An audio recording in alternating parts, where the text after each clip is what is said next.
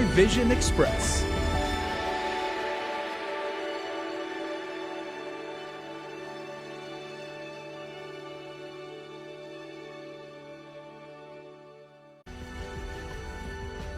Tokyo 21, presented locally by IT&E. KUAM News Headlines is presented by Calvo's Insurance, a legacy of trust, serving Micronesia since 1938. Matson, celebrating 25 years of commitment to Guam, Micronesia, and the CNMI. Cars Plus, home of Guam's first and only lifetime powertrain warranty. Visit carsplusguam.com for details. McDonald's of Guam, I'm loving it, and King's Restaurant, serving your local breakfast, lunch, and dinner favorites for over 45 years.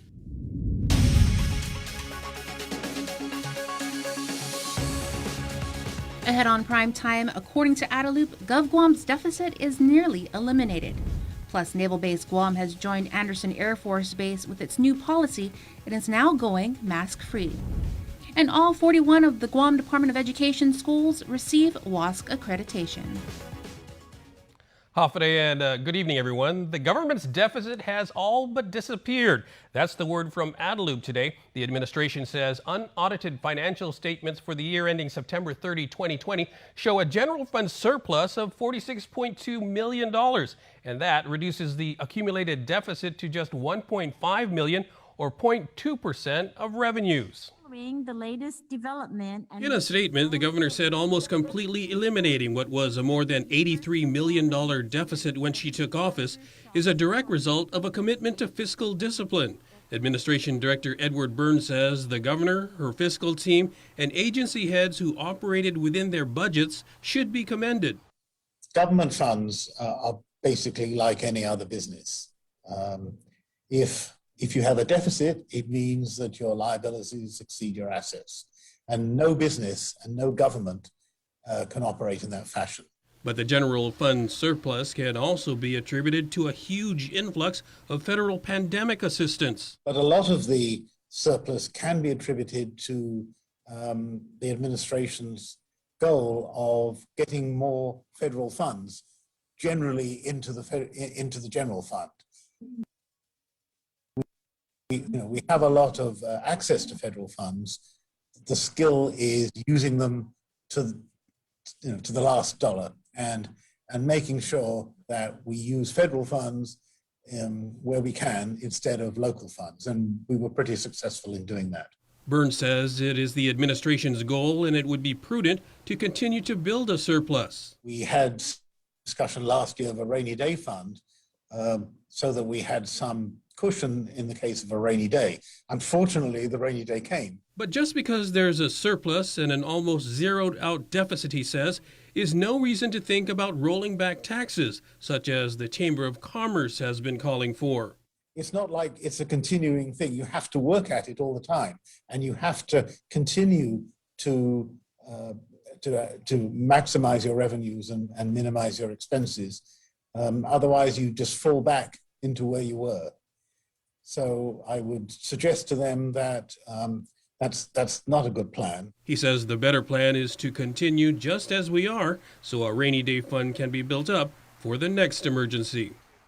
And attributed to the near elimination of the government's deficit was the recent refinancing of the business privilege tax bonds. According to Gita, the sale yielded $63 million in savings. Additionally, Adaloop says the upgrade of Moody's rating to stable from negative also led to the improvement in government finances. The governor says she will work with the legislature to use the savings from the BPT sale to go directly into greater investments into critical services such as healthcare, public safety, education, and into the economy. And Adaloop says it still hasn't received the American Rescue Plan funds, even as the CNMI confirmed it got its money on Tuesday. Speaker Therese Terlahi says she was assured by the governor last week that it was just a matter of days, and she's not sure why there's a delay. But in the meantime, Terlahi asked the administration to get the checks ready for the RISE Act. I'm still expecting those funds any day. Yeah. That's why I'm hoping that they will get ready and they will issue that. And that will be one thing that we've taken care of with the funds as they were intended to be used. And that then we can, hash out the rest of the plan. The RISE Act law sets aside some $30 million for local pandemic relief. Eligible individuals would be paid $800 each. The Naval Base Guam has joined Andersen Air Force Base in updating its policy and is now also going mask-free. Here's more. The Navy announced that effective immediately, fully COVID vaccinated personnel and patrons will no longer have to wear a mask indoors or outdoors while on NBG installations. The Navy says this aligns with new Department of Defense guidance.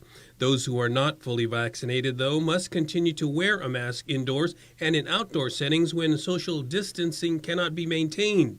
When outside of the Naval Base Guam, military personnel, regardless of vaccination status, are required to wear face coverings. In a news release, NBG said it is committed to the health and safety of personnel, family members, and the local community.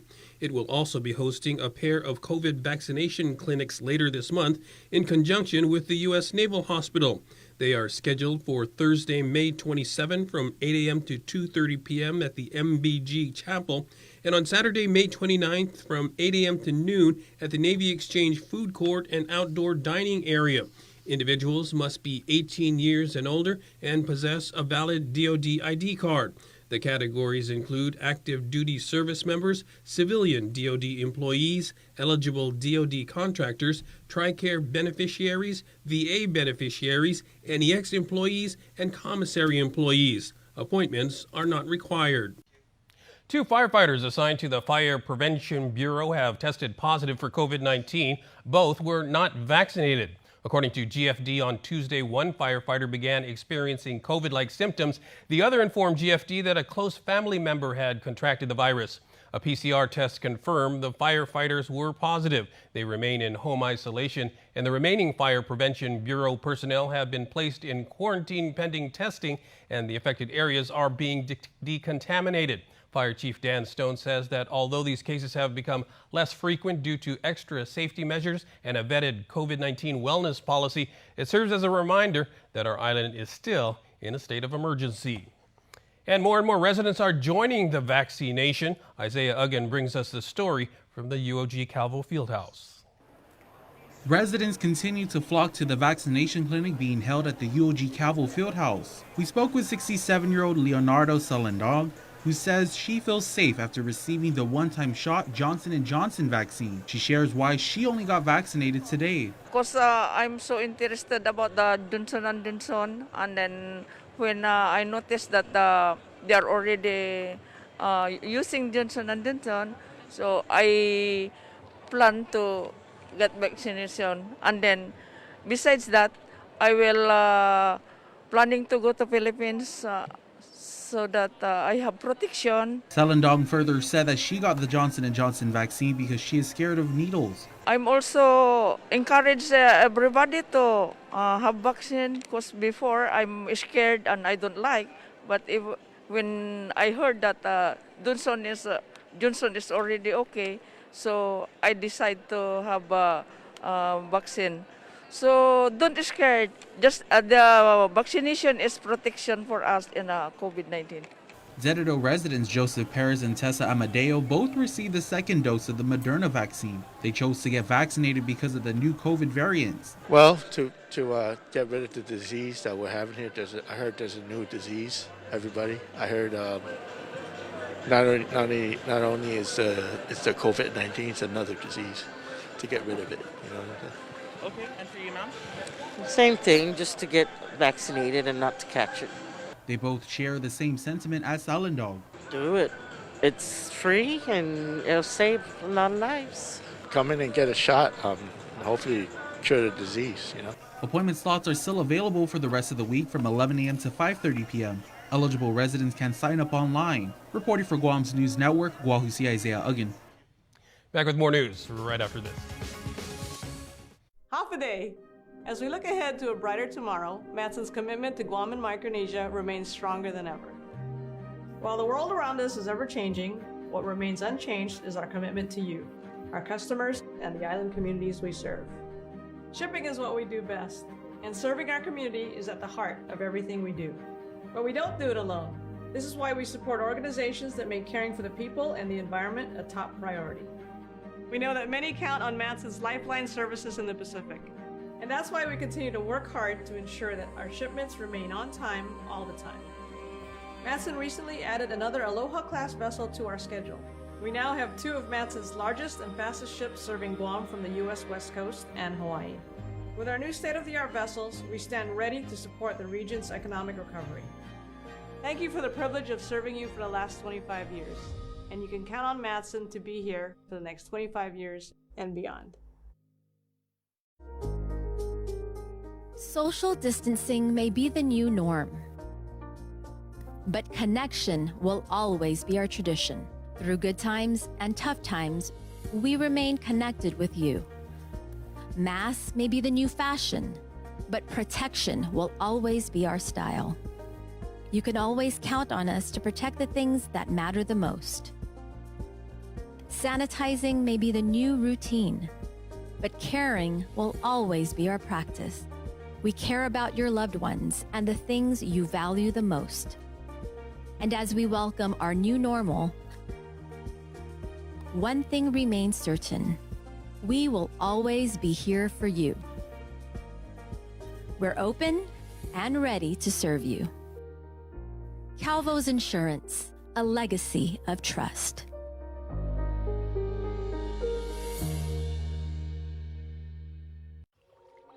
Welcome to your wildest cravings come true, where the abundance of a Chalupa Cravings Box is all yours. Savor this moment of pure Taco Bell bliss, because it won't last forever. It's value beyond belief.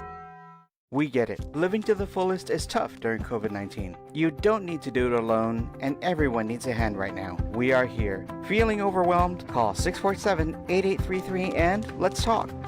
Mangagihem is a project of Guam Behavioral Health and Wellness Center.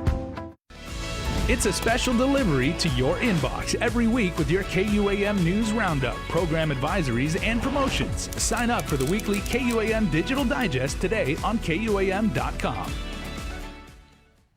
Welcome back. All 41 GDOE schools have achieved accreditation from the Western Association of Schools and Colleges. This achievement is a direct reflection of the commitment of continuous improvement in delivering quality education to our island students, says WASC Executive Vice President Dr. Marilyn George. Used your district as a model as I work with other schools in developing and seeing how this is all integral to your journey of continuous improvement. So we celebrate with you. The WASC Accrediting Commission for Schools conducts ongoing 6-year cycle evaluations in which schools must demonstrate the capacity, commitment, and competence to support quality education and continued school improvement. Although the pandemic may have put the world at a halt, Superintendent John Fernandez says the work at GDOE continued. Don't stop. We continue to adjust. We want to meet our mission, and we never stop the cycle of improvement.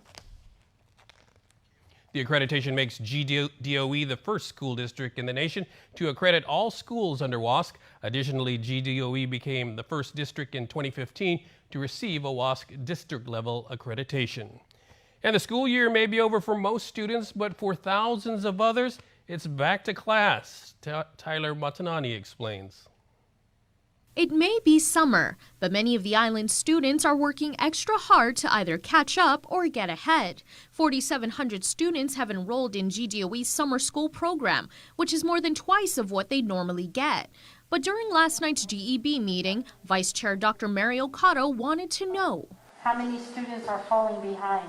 She further stated that students will not be able to do the new work if they haven't finished the old work. After much discussion, GEB Chairman Mark Mendiola finally revealed that when it comes to the number of students that have fallen behind, technically we don't really know. Although summer school is an opportunity for students to catch up, Deputy Joe Sanchez explained that they don't want to make it punitive. Where if you're going to fall behind, you have to come to summer school. And if students choose not to go to summer school. And what we didn't want to add is we didn't want to add the threat of retention, where if you didn't go to summer school, you're going to be retained. I mean, that was something that was understood way in the beginning, is we didn't want to use this past year as a situation where we would consider if you're going to be behind, we're going to hold you back. I mean, I don't think the department is ready to do something like that, and I don't think the community would accept something like that. So, if some students that need a catch-up do attend summer school, then what happens to the ones that don't? Sanchez says that what the department will do is assess students at the beginning of next school year to see where they stand academically. He says that one of the things they've told students is to start wherever they're at. We're really trying to push back from language like learning loss, or students are going to be behind, or even terms like catch-up. Because catch-up implies that we're going to try to rush you to get up to speed. And really, we don't need to add that additional stress onto the students and to the teachers.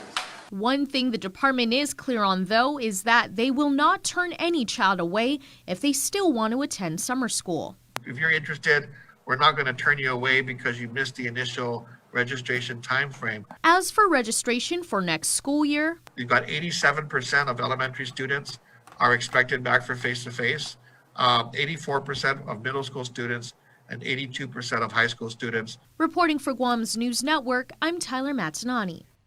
Help is available for those who are struggling to meet their rent and utility payments.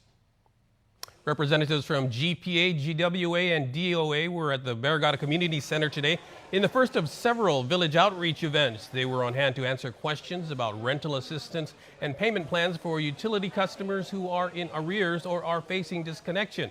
GPA Personal Services Administrator James Borja. It's outreach, right? And we wanted to support our mayors also.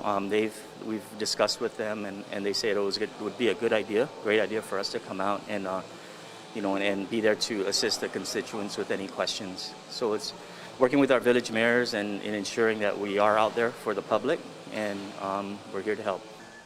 The outreach continues Friday, May 21st in PD at the Social Hall, and on Wednesday, May 26th in Dededo at the Senior Citizens Center. Representatives will be there from 9 a.m. to noon. Public safety employees have been asking for years, and this may finally be just the answer they've been waiting for, or at least a step in the right direction. KUAM's Adriana Cotero tells us more on recently introduced Bill 137. Law enforcement sisters and brothers out there, they risk their lives, and we really need their support. And to the lawmakers, thank you for thinking about the law enforcement heroes that we have out there constantly grinding to keep our island safe. Expressing gratitude for Bill 137, former Chief of Police Fred Bordalio, who retired in 2015 after joining the force in 1986, believes this measure could be the solution to a long-standing issue. But with this bill, I just want to say that with this bill, from my experience too, because I've had officers come to me who are on this new plan, and they're not part of the old Government Guam retirement system. They're pretty excited when there's a proposal by lawmakers to say, hey, we'll look at maybe taking a look at what your benefits can be, if for a law enforcement retirement. Public Safety Chair Pito Cherlahi introduced the measure that's purpose is to fund an actuarial study with the GovGuam Retirement Fund to determine the cost and benefits of an improved retirement system for all public safety employees. As stated in a release from Senator Cherlahi's office, the employees want a retirement plan that takes into consideration the physical rigors of their jobs, and Bordalio agrees. He says it's smart to conduct a study on the feasibility to open honest conversation with all impacted law enforcement personnel. Of course, one of that conversation will be the affordability, of Government Guam to have that. And I believe a lot of the law enforcement officers, they'll accept, as long as they're being given the information and constantly being updated, what's the progress of the study and what were the results of that study. Further stated in the release, currently employees are required to work until they are 62 years old and must continue to pass the post-physical test to qualify for retirement under the hybrid plan. As stated in the language, due to the system, some of the island's most seasoned officers leave to other jurisdictions for better benefits, in which Bordalio says an attrition rate study is equally as important. It is pertinent that and important to do a study of these officers exiting and look at the reasons why they're leaving. Included in Bill 137, the actuarial study would cost an estimated $75,000. And Bordalio says it's worth it. This is a cautious step to do the research, get the data collected, do the analysis, and then come out with the truth that honesty we afford it. We got to hear the retirement trustees. KUAM reached out to the GovGuam Retirement Fund. We are awaiting a response. Reporting for Guam's News Network, I'm Adriana Cotero. John Raymond San Nicolas Muña is charged with family violence, aggravated assault, and child abuse. On top of all this, he's also on release pending trial in another case. His latest arrest stems from an incident on May 17th. He's accused of choking a woman and assaulting her son. Court documents detail the incident wherein he allegedly grabbed the woman, threw her to the ground, placed his knees on her chest and his hands on her neck. Her son tried to come to her aid, but Muña pushed the minor against the wall. Muña allegedly admitted to placing his hands on the victim and shoving her son. He is on pretrial release in a 2020 felony case.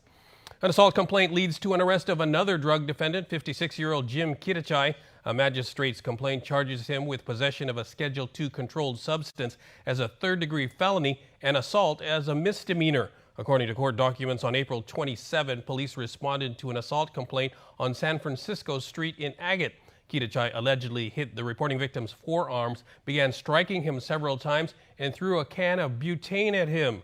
The defendant fled the scene but was located nearly a month later walking along the same street in Agate.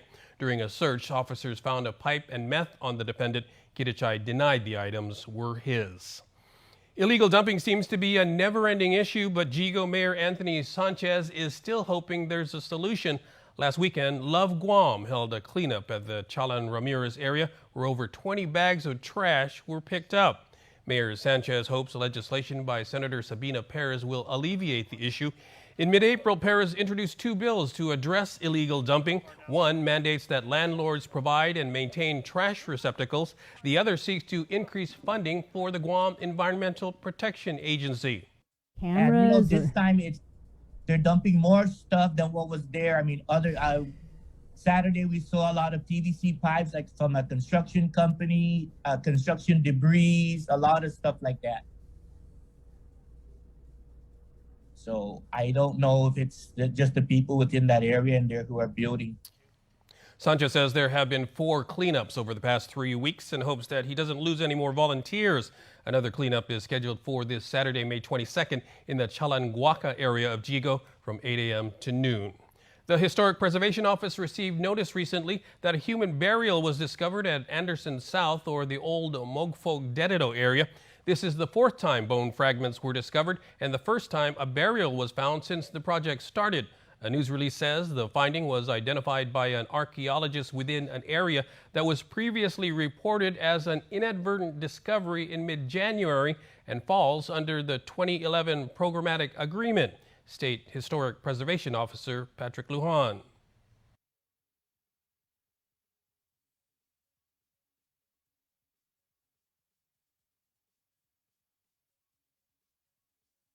It's still in the preliminary stages.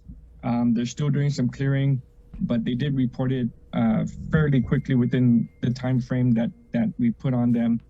We went out immediately to take a look at it, and so it's still undetermined on the gender, the age, the approximate time frame. So those are still being looked at right now, but once we find that out, we can put out more information.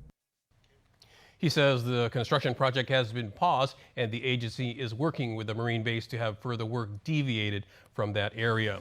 And police report a serious auto accident just before 5 p.m. The crash occurred at Juan Jacinto Road and the entrance to Nisho Terrace in Jigo. Police say a man was transported to GRMC and CPR was administered en route. No other information is available at this time. Sports is next. Don't go away.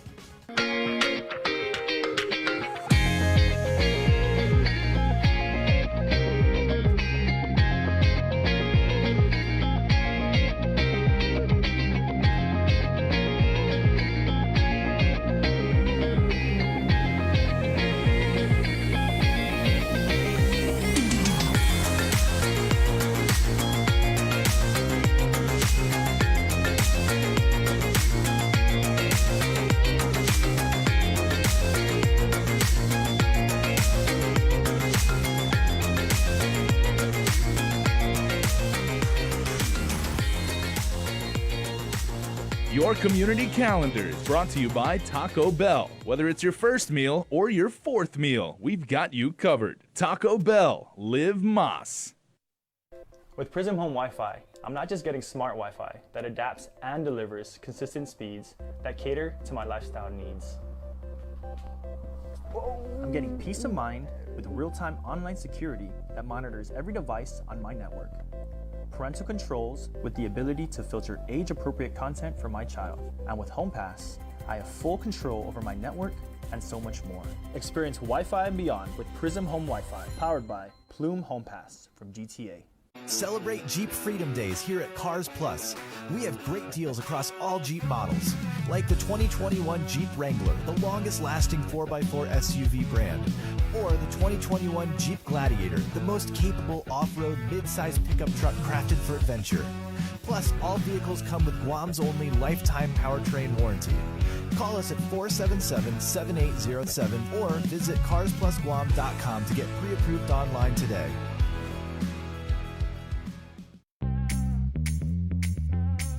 Take your shot, Guam. I got vaccinated. COVID ends with me.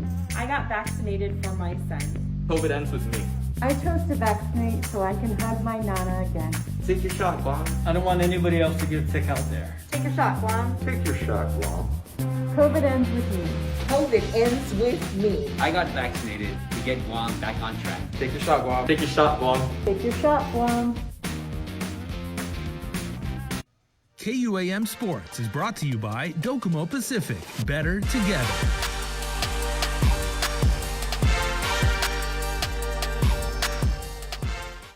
What's up, Guam? Dave Delgado here for KUAM Sports. Thanks for watching. We get the show started tonight with some Easter girls basketball from the JFK gym between the Islanders and Notre Dame Royals. Check it out. The visiting Royals squad started the game with a 6-0 run. ND trying to get the ball inside, but the Islanders defense closes shop. C.S. Suarez finished the game with 10 points. Corner 3, nothing but net. JFK scores 2 quick baskets. Golapin Choi takes the ball the length of the court for the bucket. Nicolette Perez had a busy opening quarter getting to the free throw line. Perez hit 3 of 6 from the line, finishing with 5 points in the first quarter. Jada Hahn handled the ball for JFK. Assist here to Layla Smart for the 3. Smart was just getting warmed up. 15-12 ND after the first quarter. Smart with a huge second quarter, knocking down a pair of threes in the quarter, including a 4-point play. Free throw was on point. The bank was open. There was an ATM somewhere in the gym. Jada Hahn with the step back 3. Deep ball goes off the backboard. Hahn finished the game with 9 points. Ari Arceo goes window on the next possession for ND. Steph Curry range. Arceo hit 4 shots from the outside. JFK knocked down 7 3-pointers in the first half to stay ahead 35-29 at the break. Arceo scored 8 points for the Royals in the third quarter. Arceo buried a 3 to make it 41-38 JFK. Haley Salas with the follow-up and 1. Salas scored 5 points for the Lady Royals. The home team led 44-40 heading into the fourth. Hahn with the finish at the basket. Nicolette Perez tied the game at 49 in the fourth after getting her shot to fall. Perez missed the free throw attempt after getting the whistle on the play here. ND's Haley Salas gave Notre Dame the lead with 3:25 left in regulation. The game went into overtime with 3 players from ND fouling out in the 4-minute period. Smart was on fire, hitting 11 of 13 from the charity line. Islanders earned the win 65-61 against a scrappy Royals team. Layla Smart led all scorers in the W with 30 points. She also knocked down 5 3-point shots in the home win. JFK remains unbeaten in Easter girls soccer. The Islanders picked up the home win over the visiting Southern High Dolphins 6-0. Jody Halili led the way, scoring 4 goals. Teammate Tiara Tenorio added 1, while the last score was from an own goal. JFK puts their undefeated streak on the line when they face the George Washington Geckos next Tuesday, May 25th at JFK. Southern will hit the field again on May 27th against Ukudu at the GW Field. Well, that's going to do it for sports. We're back right after this. KUAM Sports is brought to you by Docomo Pacific. Better together.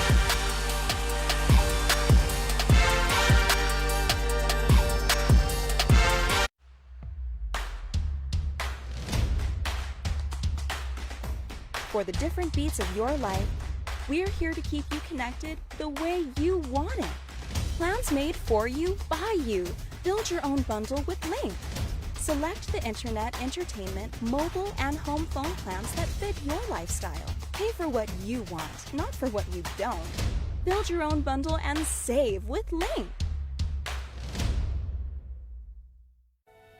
We've made a lot of breakfasts, and along the way, we noticed something was missing. A warm cinnamon roll for breakfast, or with breakfast. A fluffy blueberry muffin from the drive-thru you're already driving through. A glazed apple fritter, which might find its way into your coffee. These are options every breakfast haver should have, and now they do. Meet the new bakery sweets at McDonald's. Ba-da-ba-ba-ba.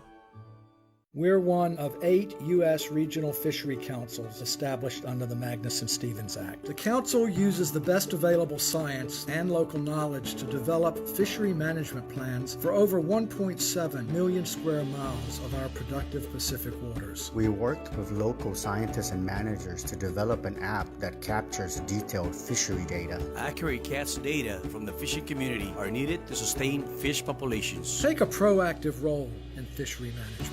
The power of data is in our hands. And before we close out the news tonight, here's our latest round of birthday shout-outs from the Cold Stone Creamery Birthday Club. Well, it looks like Jason is taking some much-needed time off, but the birthdays never take a day off, so here is your birthday club for today. Celebrating, we've got Hannah Joelle Kitsutsu. Happy sweet 16th birthday, Hannah Joelle Kitsutsu. To our sweetie, our firstborn, our goal setter, you make us so very proud every day. Keep reaching for your dreams, and we've got your back every step of the way. God bless you always. We love you so much. Love, Dad, Mom, Amaya, and Tori. Happy 14th birthday, Mahana Vega Fria. We love you so much and wish the best birthday ever. Love Mommy, Daddy, and the whole family near and far. And we've got a belated birthday here. Larisha Carmaine Duenas, born on the 18th. Happy birthday to our beautiful and amazing girl, Larisha Carmaine. We love you always and forevermore. Nina, Uncle Josh, and kitties. So happy birthday, everyone. We hope you have a wonderful, wonderful day. You can be a part of the Cold Stone Creamery Birthday Club by registering online on KUAM.com, and please make sure to include your photo, your name, and your birth date. That's our report for tonight. Thanks for watching, everyone. Good night.